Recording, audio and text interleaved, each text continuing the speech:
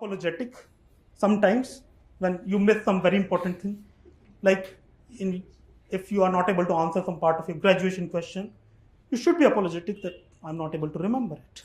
Okay, because you are supposed to remember it, but if it's some trivia, you can just say, I don't know, I have no clue. Just like a question, my interview went to transplants.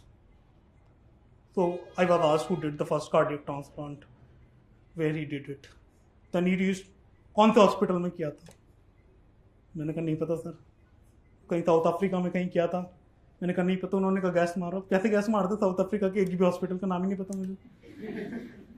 तो अब कुछ भी gas नहीं मारना होता, ठीक है. तो वो दे विल से गैस मारो गैस मारो. कई बार ना ऐसे बोलते हैं, तो नहीं मारना चाहिए,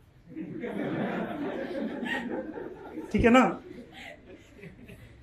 फिर इंटरव्यू में अगेन कई क्वेश्चन होते हैं जो थोड़ा पर्सनल होते हैं, या जैसे इनके पेरेंट्स बीएसएनएल में काम करते हैं, तो सपोज इनसे पूछ सकते हैं कि BSNL such a loss making entity, should we close BSNL, ठीक है.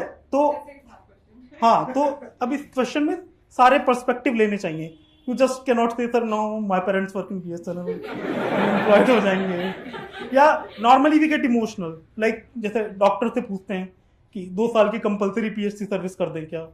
तो you have to take both the perspectives, okay. और एक बैलेंस्ड आंसर देना होता है.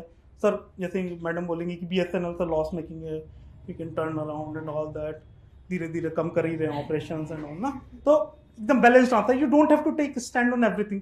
दे know you don't know anything, they know it, trust me, they know it. Okay, like he said ना कि 25 साल 50 साल से प्रॉब्लम चली आ रही है कश्मीर की, तुमसे बोल देंगे सॉल्व कर दो. और इतनी आसान कोई चीज होती है तो सॉल्व हो जाती ना. तुम्हारी इतने एक्स्ट्राऑर्डिनरी ब्रिलियंट तो होनी कि तुम जाके सॉल्व कर दोगे. एक दिन में गए या ये 5 मिनट में इंटरव्यू बोर्ड को सोल्यूशन बता दोगे, ऐसा तो कोई सोल्यूशन है नहीं. तो दे नो कि तुमको भी वही उतनी पढ़ी लिखी किताबी नॉलेज है, ठीक है. तो just be relaxed, be balanced, ठीक है. एकदम कंक्रीट स्टैंड नहीं लेना होता. ले सकते हो कुछ इश्यूज पर, बट दूसरी साइड की स्टोरी भी बता देनी चाहिए, so that he knows that you know. कई बार हम होता है ना, उनको पता ही नहीं होता, ये डिबेट नहीं चल रहा है. You are not in a debating mode की उसको इंटिमिडेट करना है, उसको ऑफेंड करना है ना. अपनी को बस बताते रहना है, दूसरों की कमियां निकालती रहनी है. जो क्रिटिकिंग वाला, क्रिटिसाइजिंग वाला मोड है, वो चला गया है. You are not there to criticise.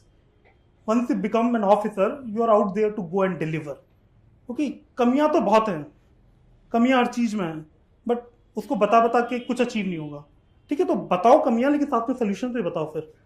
और जब किसी भी चीज को क्रिटिसाइज करना है, तो this criticism should be mild criticism.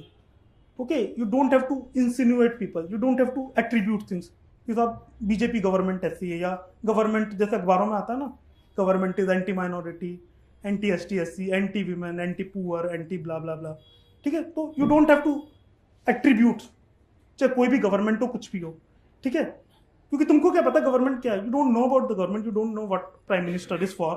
Okay, you just know what he is doing, ठीक है. तो without attributing anything, you have to answer your questions. Okay, so again, so 3 things in interview: detailed application form, current affairs, and general issues which everyone has discussed. For hobbies and interests, be very, very well prepared.